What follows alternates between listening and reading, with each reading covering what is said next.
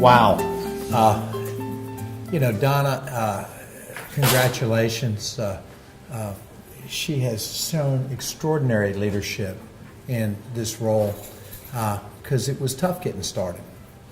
And one of the things that I think she brought to this organization was that long-term vision, and also a sense that it had to get done because of the importance that this group brings to our community we all call Greensboro.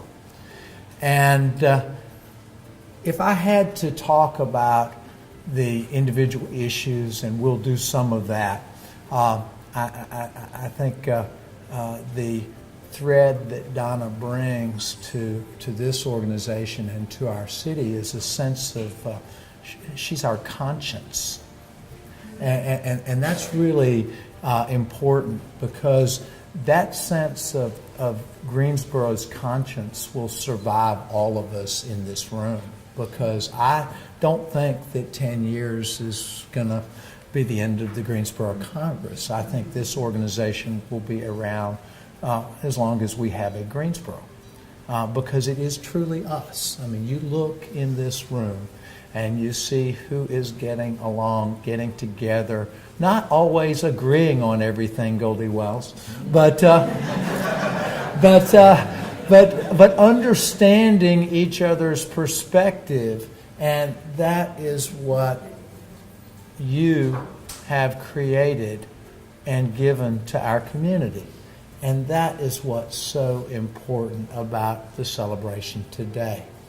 I know that my colleagues, Mrs. Johnson, Ms. Abuzawader, Ms. Bellamy Small was here and went to another event, all feel that when we hear from the Neighborhood Congress, we are hearing from the folks in Greensboro that really care. They don't have an agenda. There's no self-interest here. There is a hope that they will be heard by the elected officials and do what is right for all of us. And so for that, I thank you, because you have made a significant difference in the way I formulate policy as one individual on our city council. Now, when we got started with this thing, before we got started, and I think this is to bring this into context of issues and policies, which is what Art Davis asked me to talk about today. And of course, I go pretty far back with Art Davis. I think when I first got to Greensboro, Art Davis was in the planning department, and his job was basically to take data and put it all together for the city of Greensboro so that we could better understand who we had. And Art and I would talk, because I'd come down to the planning department and I'd just ask questions, and he'd kind of tell me answers and give me demographic data, and we'd try to bring businesses into areas of town, and Art would give me the backup, how many people were in the neighborhood and whether it was growing or not. But at that point, the city had this data, and it was all disconnected. And what this organization has done is bring it all together. And isn't that what we all ought to be about? And so this has been going on for quite a while. When Marsh Prowse first moved into Westerwood, we had a heated issue over there on whether it should be a historic district or not.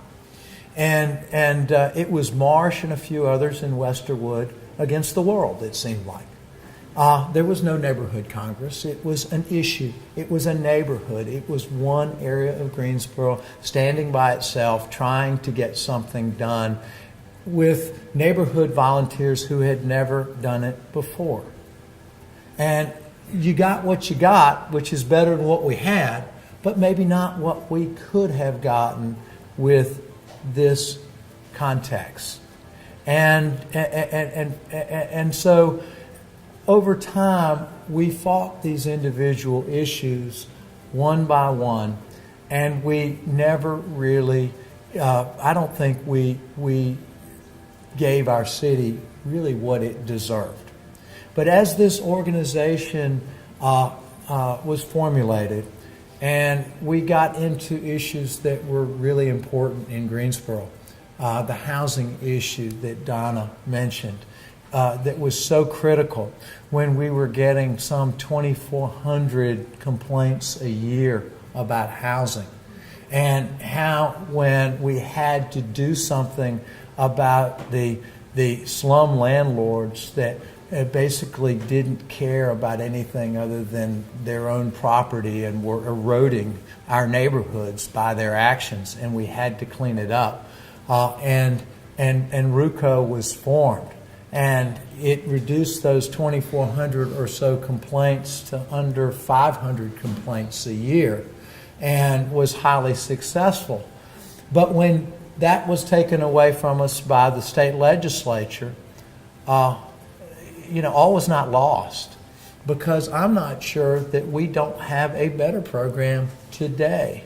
And our city has been restructured, and a new department led by Barbara Harris is going to work to take quicker action than RUCO ever could take.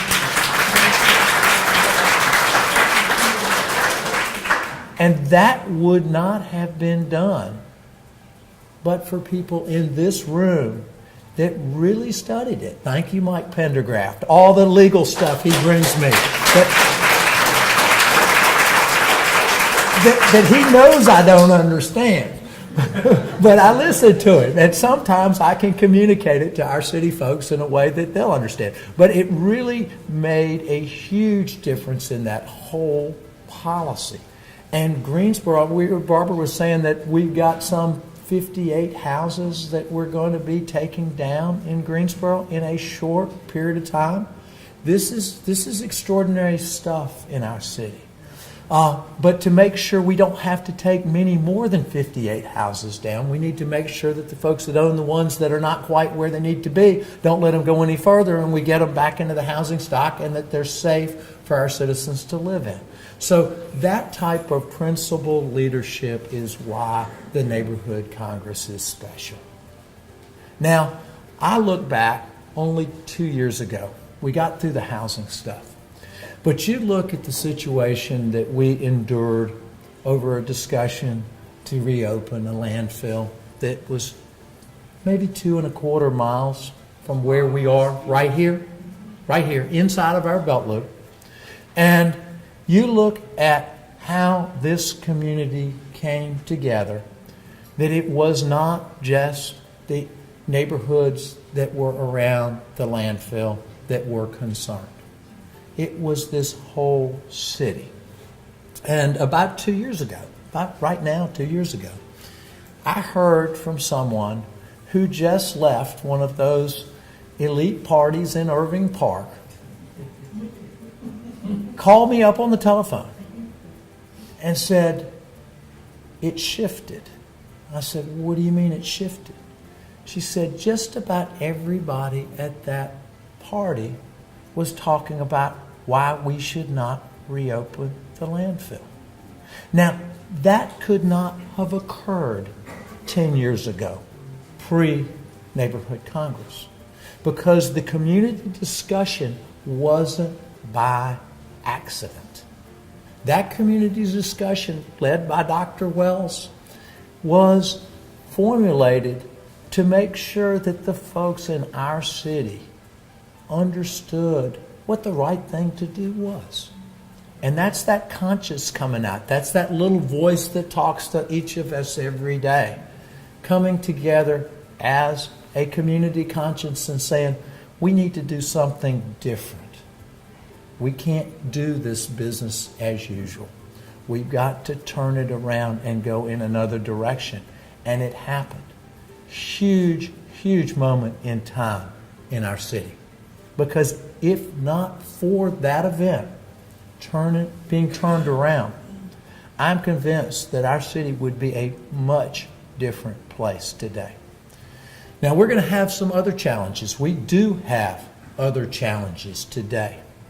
We have a huge challenge, this east-west divide. I think one of the most striking photos that I've seen since I've been in politics was one with me and the former mayor in the News and Record with this line drawn down the middle and our pictures on the other, a city divided. And really, that is probably the biggest battle that all of us are going to have to face from here on out.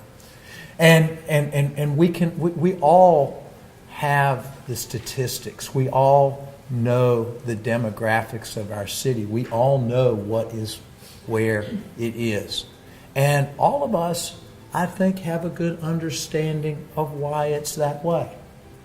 The challenge that this group has, all of us on city council have, our city staff has, is to how to effect the changes to make it work for all of us. And we can't do that in these isolated silos. We can't do that if we're splintered out. We can only do that if we formulate a good long-term strategy, come together with our to-do list, and knock it off one point at a time. Cities don't change overnight. They change because we've got a plan. And we've got a goal. We've got a vision as one Greensboro, one community. And we can do this because of what you guys have done with your neighborhood Congress, with our neighborhood Congress. Because us elected officials, sometimes we don't want to see you coming. But I can tell you that we will receive. I love the mayor. I love the mayor. We will see, when we see you coming, sometimes we're going to want to hide. But we're going to see you. We're going to listen to you. We're going to respect you. And we're going to understand why you're there. Now, that is a big part of changing this community. So, folks, I just want to congratulate every person in this room because it has taken a tremendous effort to get where we are today. And the analogy that Marsh used about, folks that herd, cat herders, we feel like we do a little bit of that on city council too. But the people that herd the cats have gotten together in this city. And that is a marvelous thing. Thank y'all.